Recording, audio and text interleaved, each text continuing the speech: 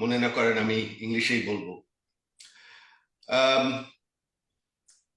we are all concerned, of course, about what is happening in Bangladesh. We have discussed all the concerns. I would like to go through them a little bit. Obviously, we cannot talk about what is happening in Bangladesh without understanding what happened. And this is a question that comes up all the time. There are many different versions of it. There are most that blame the Awami League. I would like to present what really happened at that time to begin with.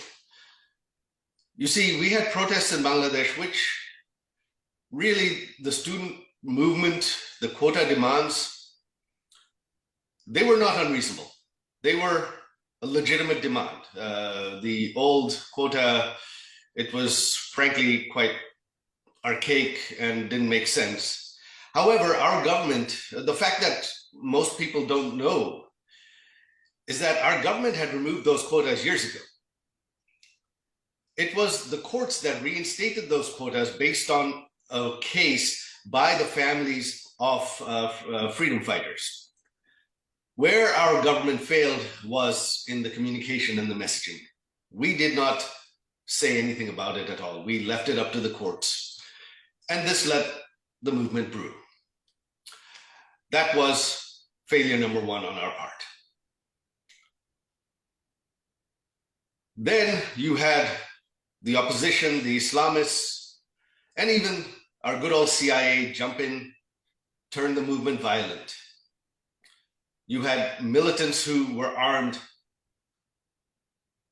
start attacking police stations. And if you listen to the audio recordings of my mother that were presented in court, you hear the discussions about armed militants attacking police stations. And at that point, the situation became violent. There were innocent protesters, innocent civilians that were hurt. All deaths are regrettable. Our government did not want any deaths, but it happened. The violence was initiated by the militants, not by the government. Anyhow, we are here today to talk about the future, the current situation. You've seen in the past year and a half, we've had an unelected regime holding on to power without any mandate. Not just that, one of the first things this regime did was release all convicted terrorists from prison. These were terrorists who had been convicted of attacks such as the attacks on the Holy Artisan Bakery in 2016, of the killing of bloggers, of the killing of a local US Embassy staff member. Our Awami League government hunted them down, arrested them, tried them, sentenced them to jail. But this regime released them. And why did they do that? Because this regime is backed by the Islamists, by the extremists. They form the nucleus. I've been asked this again, do you think the protesters were Islamists and militants? No, the protesters themselves weren't Islamists and militants. But the Islamists and militants jumped in behind the protests because they have been on television in Bangladesh, on Facebook, taking credit that if we did not cause violence, if we did not kill the police, if we did not burn down structures, the revolution would never have succeeded. They have said that openly. And so then Yunus and the regime, they owe a favor to the Islamists. They are backed by the Islamists, and the current regime in Bangladesh is essentially an Islamist regime. The Islamists are already in power in Bangladesh. They try to defer blame for the violence on mob justice. Yunus's own spokesperson refers to them as pressure groups. So they exert pressure on behalf of the government for the government's agenda by beating people up and killing them. Judges, if you don't rule the way we want, we will surround your house and threaten to beat you up. Anyone who speaks against us, including the media, we will beat you up, burn down your media house. It happened right during August of 2024. Several progressive television and news outlets were burnt down. And more recently, the two largest dailies, the Prothom Alo and Daily Star, their offices were set on fire. Now you have elections. You have everyone, many people within the country sort of have a sense of relief that if the elections happen, at least we will be saved from this regime. But what is the reality of the situation? The reality of the situation is that they blame the Awami League. We have to ban the Awami League because the Awami League kills students. I take full responsibility for that. Many students, innocent people died during the protests. But many police officers, many of our own activists were also killed. The UN report lists 1,400 killed, but the UN report includes hundreds killed from August 5th to August 15th. 10 days after, for 10 days after our regime, after our government was no longer in power. Those were our activists. Those were police officers. The UN report, in a blanket statement, blames even the killing of police officers and the Awami League's own activists on the Awami League when the Awami League was no longer in power. That is how ridiculous the situation is. But anyhow, our government had promised, my mother herself had promised justice. Our government had formed a judicial committee to investigate all killings, the killings by police, the killings of the police, the killings of all civilians, all party activists, regardless of party. Our government did not give indemnity to anyone. We promised justice.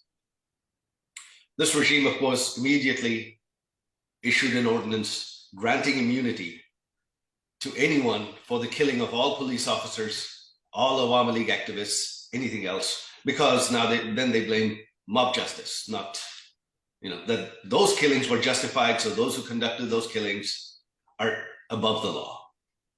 That is the situation that we are heading into an election. And of course, these elections, they blame the Awami League, so they banned it. There's a de facto ban on the Awami League. However, there is really an in effect ban on all progressive parties. It is a two-horse race, just BNP and Jamaat-e-Islam. Jatiyo Party, the third largest party in the country, their offices have been burnt down. Many of their leaders are behind bars. Many of their leaders' homes have been burned down. They are not allowed to conduct any election activity, speak in public. Other smaller parties, all progressive parties, are being suppressed. This is a very, very one-sided election. This is not really an election at all. And what are the likely outcomes of this election? On one hand, you have the BNP, which is one of the largest parties in Bangladesh. Sooner or later, the BNP would have come to power. That was inevitable, which is fine. However, here is a point to note. You see, why is the US Embassy and the US State Department championing BNP and Tariq Rahman so much? There's a very simple reason for that.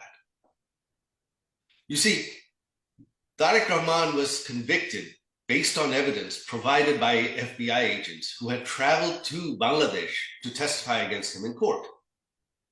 So the US has plenty of evidence to charge him with corruption and other things. They have chosen not to do that. Why? Because they have that in their hand. Under US law, the US takes upon itself the power that they can charge any foreign person in any country, including a head of state, and go arrest them. They have done that several times in Panama, even recently in Venezuela. I'm not debating whether those people deserved it or not, but the fact is the US can do that. So what does that make the BNP? That, you see, until recently, the BNP had vehemently opposed this referendum which would, without representation, change the constitution of our country. You see, our constitution has no scope for a referendum. Our courts have ruled that the referendums the military dictators held in the 80s and 90s were unconstitutional. Yet this regime is trying to hold a referendum again, even though it's not in the constitution. Courts have ruled that the referendums are unconstitutional, because that is the only way they can legitimately try to legitimize amending the constitution. And of course, in order to amend the constitution, you have to have a 2/3 majority. Well, if it was a fair election, it's almost impossible for one party to win a 2/3 majority on its own. There would have to be compromise. In this scenario, there isn't. So what you have now is Tariq Rahman and the BNP, who for months had vehemently campaigned against this referendum, just a few days ago, made a complete turnaround and said, yes, vote for yes for the referendum. Until now, they had been telling their voters to vote no. Just a few days ago, Tariq Rahman himself announced, vote yes. Why? Because the Americans really want this referendum. The State Department really wants this referendum. Why? It weakens the powers of the Prime Minister. It weakens the government. It makes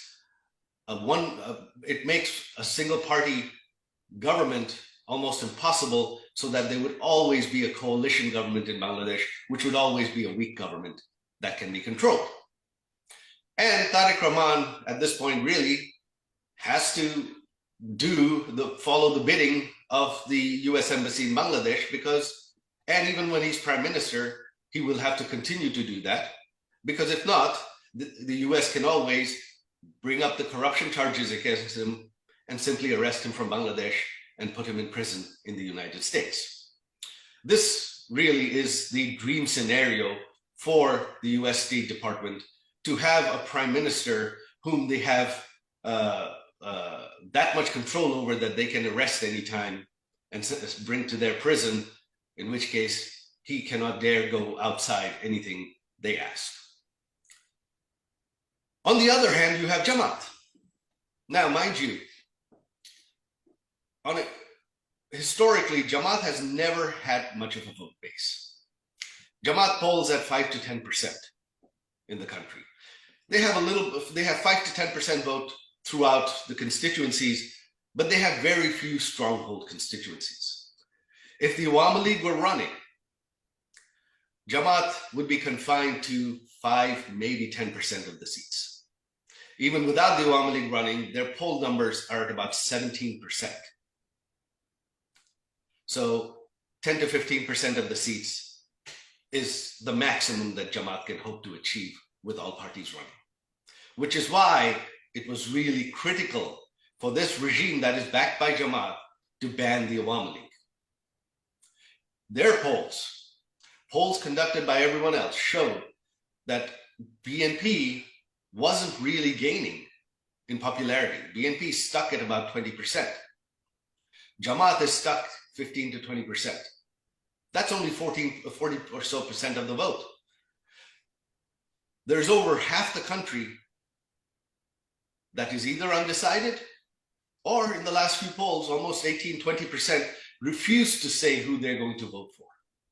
Now, why are these people refusing to say? Because there's such a climate of fear that if they say they want to vote for the Awami League, they are likely to be attacked. And even in this climate of fear, 11% said they would vote for the Awami League, which is why it was critical for this regime to ban the largest progressive party, because there was actually a possibility that the Awami League, in a free and fair election, the Awami League might actually win. They could not take that risk. So now Jamaat is hoping that because they are within a few percent of the BNP, that perhaps if they can rig the elections a little bit, they can come to power. You've already seen this regime, for the first time in the history of Bangladesh, has allowed postal votes. Now, why have we not done postal votes in Bangladesh before? Because in Bangladesh, unlike other countries, it is very, very difficult to verify postal votes. You have no idea where those votes went, who filled them out, who sent them back. They're just tied to an NID number. And already there have been many videos that have surfaced online of thousands and thousands of postal votes, especially in Middle Eastern countries, at one location being opened and being pre-filled for Jamaat and for yes in the referendum by groups of people. That is what is the reality. And why use postal votes? Because if you do regular ballot stuffing during election day, it's too visible. Too many cameras, too many journalists. That will be too noticeable. Postal ballots, foreign observers have no insight. Journalists don't get to see. They have nothing. They just get the count from the Election Commission, and they have to believe it. So finally, we have the issue of what happens if Jamaat comes to power. Well, regardless of whether Jamaat comes to power or not, without the Awami League and the progressive parties, Jamaat is going to gain. Jamaat is going to gain outside influence in Bangladesh, which they would have no chance of otherwise. From where they might have had 10, 15, 20 seats maximum, now who knows? They are going to perform far beyond what their actual popularity will allow. You have heard Jamaat Samir recently made derogatory comments against women. They have done that repeatedly. Their charter calls for the establishment of an Islamic state based on Sharia law. That is Jamaat's goal. You see, the one thing people don't understand, as Muslims, you see, we are normal people. Most Muslims, moderate Muslims, when we talk about our opinions, when we form a political party, we base it on our political beliefs, that we are liberal, we are conservative.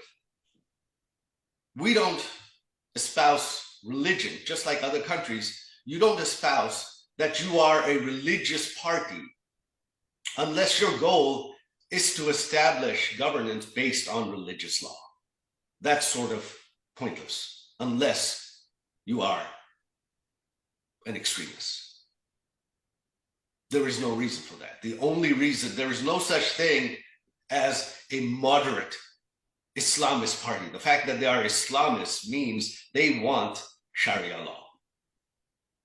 And that is Jamaat's goal. You have seen this regime that is backed by Jamaat release all terrorists. You have had Al-Qaeda operatives known to the US, known to all foreign intelligence, operating freely in Bangladesh under this regime. You have had Lashkar-e-Taliban commanders speak at public rallies in Bangladesh. That is what is happening. And for India, this should be very, very alarming. That regardless of whether BNP comes to power or not, Jamaat is going to have outside influence. And the BNP regime is going to be a puppet of the US Embassy. So Jamaat is going to have a complete free hand to do whatever they want. Pakistan is going to have a free hand to do whatever they want in Bangladesh. And this has some very, very serious security implications for India, for its eastern border. Now, many in this government, in the Indian government, of course, feel that they're doing their best, but it's not possible. It may not, these elections are impossible to stop. Well, the fact is, the international community now needs to denounce these elections as not free and fair. Not just because the Awami League is banned, but because all progressive parties are banned. They have a, in effect, ban. This is not an election. This is a show. And if you allow this show to move forward, if you allow this to happen, if you do not denounce it ahead of time as unfair, that not unacceptable, then they are going to go ahead. And you are going to have a stage-managed government. After that, what will happen to Bangladesh becomes very murky. How long that will continue? Again, impossible to predict. The Awami League itself is not going anywhere. The Awami League has 40% of the vote bank. We are the party of independence, the people that believe in progressiveness, liberalization, in the spirit of liberation, are tens of millions of voters. They're not going to change their mind overnight. Not even in a few years. It takes decades. But in the meantime, for those 5-10 years, what is Bangladesh going to become like? On one hand, you will have a weak government that is a foreign puppet. And on the other hand, you will have Islamists bringing in terrorists, conducting Islamic terrorist activity, trying to impose Sharia law. Minorities will be persecuted. Minorities will be fleeing the country. This is something that Jamaat, this is something that's been ongoing throughout. The only time in Bangladesh's history when minorities were absolutely safe, were the most safe, were the 17 years of the Awami League government. The only time in Bangladesh's history when Bangladesh was free from terrorism were the 17 years of the Awami League. The only time in India's history when its eastern borders were safe from insurgency from Bangladesh was during the Awami League's 17 years. These are facts. So I would like to thank the authors of this book for bringing out many of these facts to light. I would like to thank you in the audience for coming here to listen to me, to my message. And I would like to appeal to the international community that if you do not speak out against these elections now, where there's less than 11 days to go, worrying about voter turnout is irrelevant because they are stuffing numbers, the voter numbers, through postal ballots. They're intimidating voters to force them to go vote. That is what is happening in Bangladesh today.